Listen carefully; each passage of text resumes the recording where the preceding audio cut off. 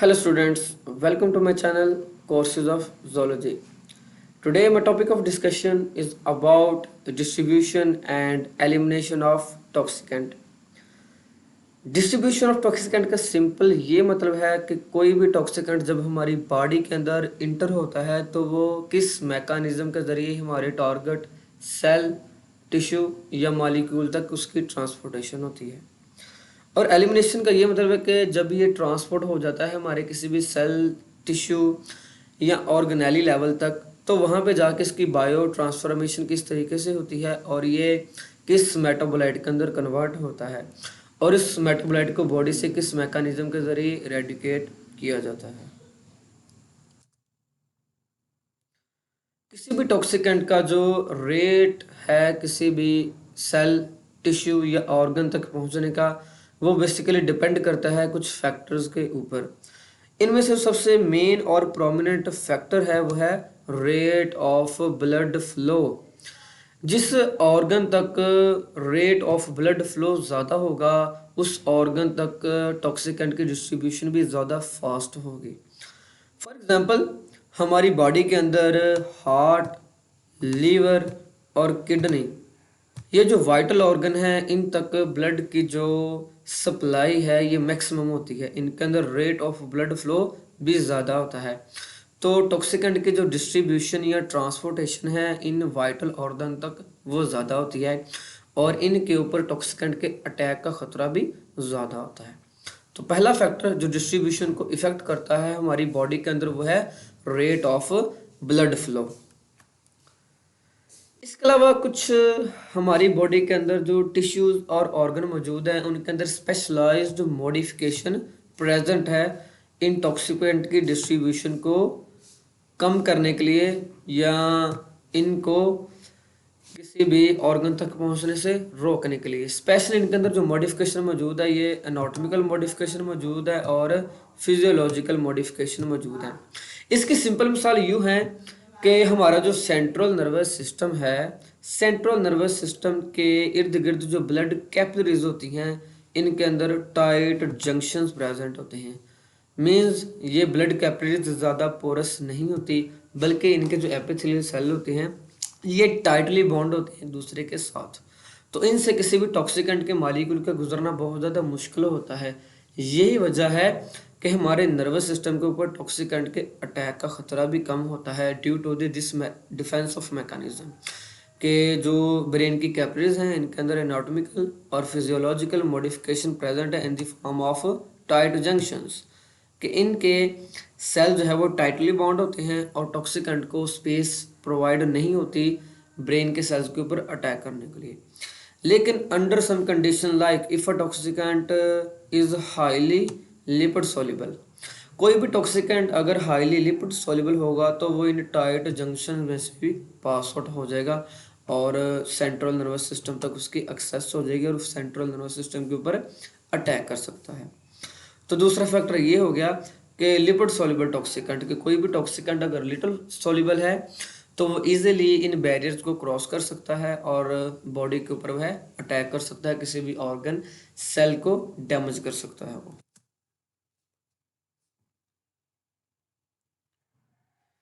तीसरा जो फैक्टर है जो इसकी डिस्ट्रीब्यूशन को अफेक्ट करता है वो है हाई अफिनिटी ऑफ टॉक्सिकेंट। बाज़ का कुछ टॉक्सिकेंट होती हैं उनकी हाई अफिनिटी होती है सर्टेन टिश्यू के साथ। फॉर एग्जांपल हमारी बॉडी के अंदर कुछ टॉक्सिकेंट होते हैं ये प्लाज्मा प्रोटीन के साथ बाइंड होते हैं, स्पेशली एल्बुमिन के साथ।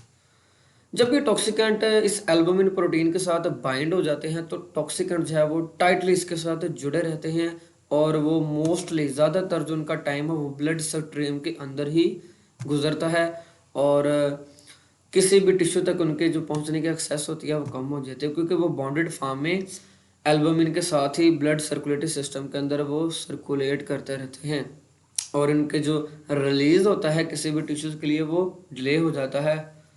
तो ये एक अहम फैक्टर है जो टॉक्सिकेंट की डिस्ट्रीब्यूशन को कम कर देता है। इसी तरीके से हैवी मेटल्स, हैवी मेटल्स है बेसिकली ज़्यादातर अकामुलेट होती हैं बोन और लिपिड सॉल्युबल कंपाउंड के अंदर, क्योंकि हैवी मेटल की ज़्यादा अफिनिटी है बोन्स के लिए और लिपिड सॉल्युबल कंपाउंड्स के लिए। ठीक है। सो ये जो हैवी मेटल होते हैं ये जाके कामुलेट हो जाते हैं हमारी बोन्स वगैरह के अंदर। इसी तरीके से एक पेस्टिसाइड जो है ये पाया जाता है जिसको हम DDT बोलते हैं। इसको एज अ पेस्टिसाइड के तौर पर पहले इस्तेमाल किया जाता था, लेकिन मोस्टली अब ज़्यादातर ये कंट्रीज के अंदर बैन है। लाइक अमेरिका वगैरह के अंदर जो है वो DDT का यूज़ है वो बैन है, क्योंकि ये हाईली टॉक्सिक कंपाउंड है और अगर लिविंग ऑर्गेनिज्म की बॉडी में जाए तो वहाँ पे टॉक्सिसिटी क्रिएट करता है। अभी ये जो DDT टॉक्सिकेंट है, this is a highly lipid soluble compound. तो ये इजीली जो है वो फैट टिश्यू तक पेनिट्रेट कर सकता है, क्योंकि इसकी लिपिड सॉल्युबिलिटी ज़्यादा है। तो ज़्यादातर इसकी जो कामुलेशन साइट है वो फैट टिश्यू है, तो इसकी जो ट्रांसपोर्टेशन और डिस्ट्रीब्यूशन है वो ज़्यादातर होती है फैट टिश्यूज़ तक।